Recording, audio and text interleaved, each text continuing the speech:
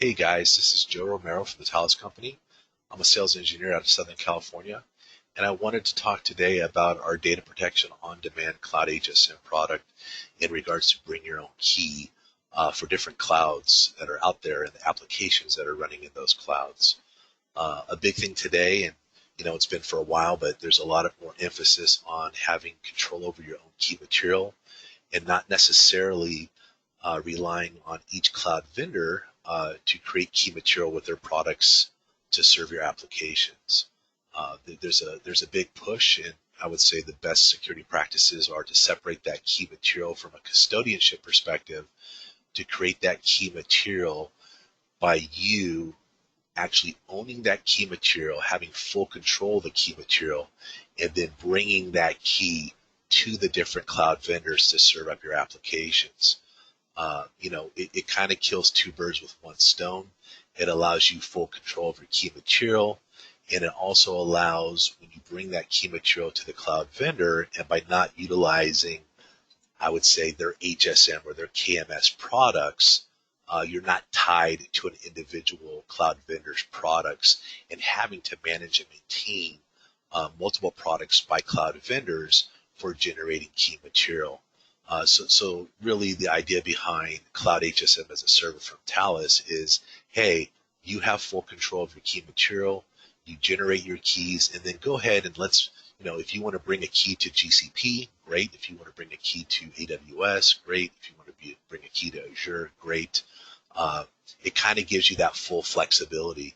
And today what I want to touch on is Azure Key Broker Service, which is part of our services in DPoD, where I can basically sync up to Azure, create key material, and then bring that key into the Azure Vault.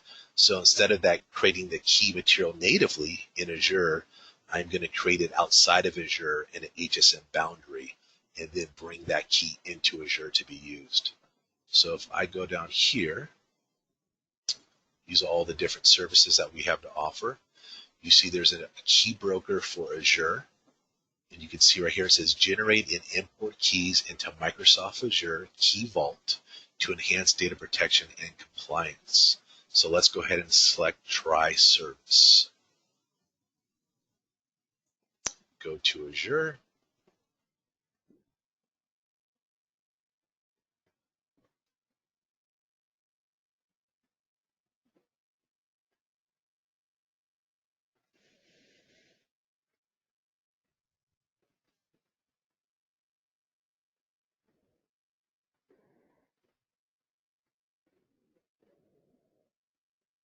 Terms of services. So you just want to read through this.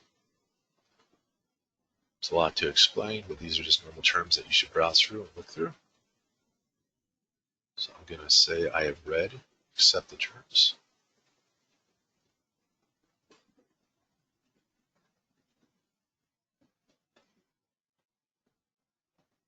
I'm going to give the service a name. So I'm just going to call it JR underscore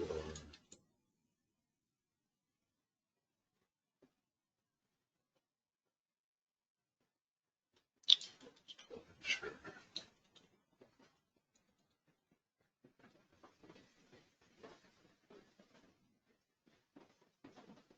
Select this description. Next.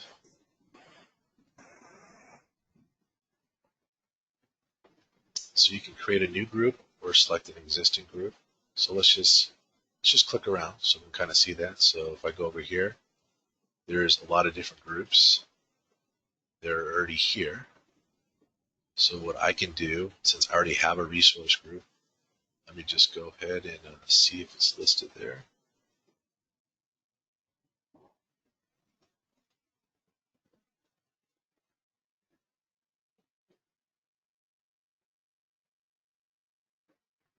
Yeah, there's a lot to choose from. Yeah, for grins and giggles, let me just take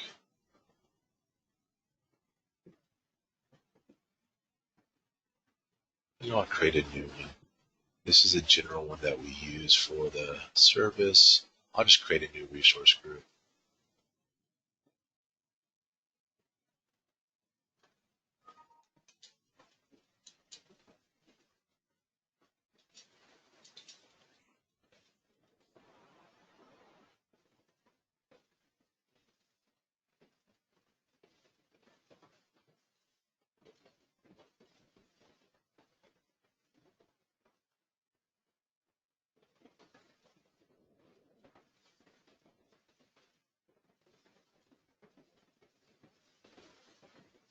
West US 2 for the database location.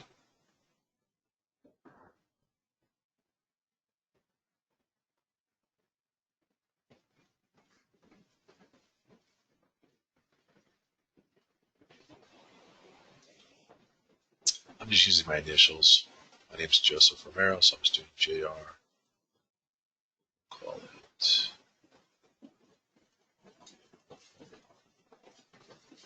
Let's do this. Vault. JR.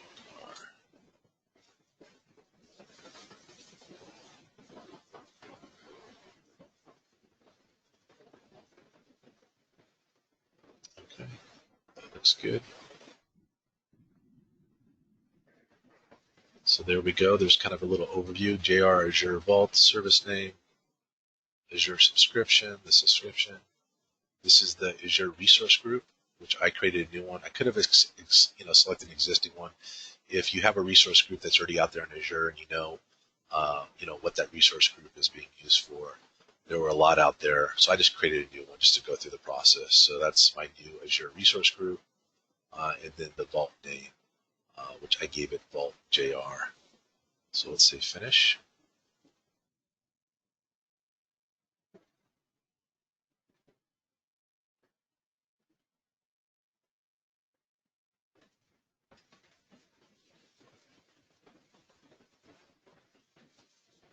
Okay, so now we can see under the different services, I now have the JR Azure Vault key broker for Azure.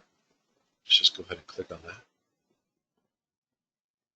And as you can see, it's ready to generate a key. So all that looks good.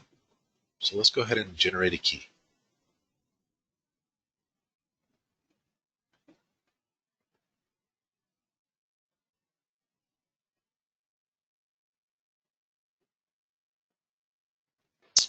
So there's the Azure key identifier. So that's good to know.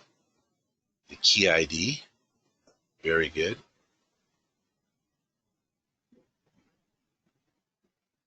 So that's really good. Pretty clean the way it shows all that stuff. So let's just go ahead and bring up my next screen real fast. Let's go ahead and shrink this down a little.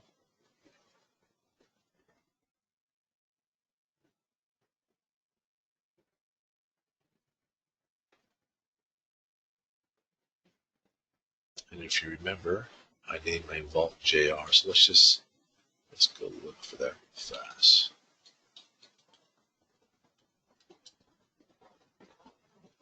Okay, so I searched for my vault, it brought up my vault. So now when I click on that vault, there should be key material in there from what I just generated inside of the DPoD Azure Vault service. So let's go ahead and click on that. Let's go down to keys.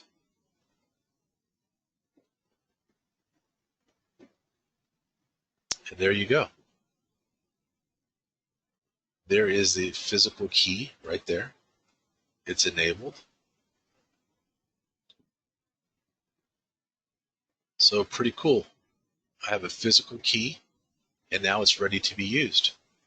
So just want to show you guys how easy that was to physically go through that tile service, creating the Azure Vault service, and then basically creating key material. And now, that key material is ready to be used in Azure. So that key physically lives in the Azure Vault now. So anyways, just want to kind of run through that, kind of show you the overview of how all that works. If there's any questions, definitely reach out to Thales. My name is Joseph Romero, and I'm, like I said, sales engineer out of Southern California, and I'm more than willing to talk about this further and kind of show you some other services that we have inside of our Cloud HSM offering. This is just what I would say one of our tools in our toolbox. It's a full-blown Cloud HSM service that has many other offerings for key material for your applications being protected with inside a FIPS 142 Level 3 Cloud HSM. So thank you guys for viewing this, and I hope you enjoyed it, and I hope it's simple. I hope really what I showed was simple to show you how easy you can click through this and take care of it and create the service. Thank you guys, and you guys have a great day.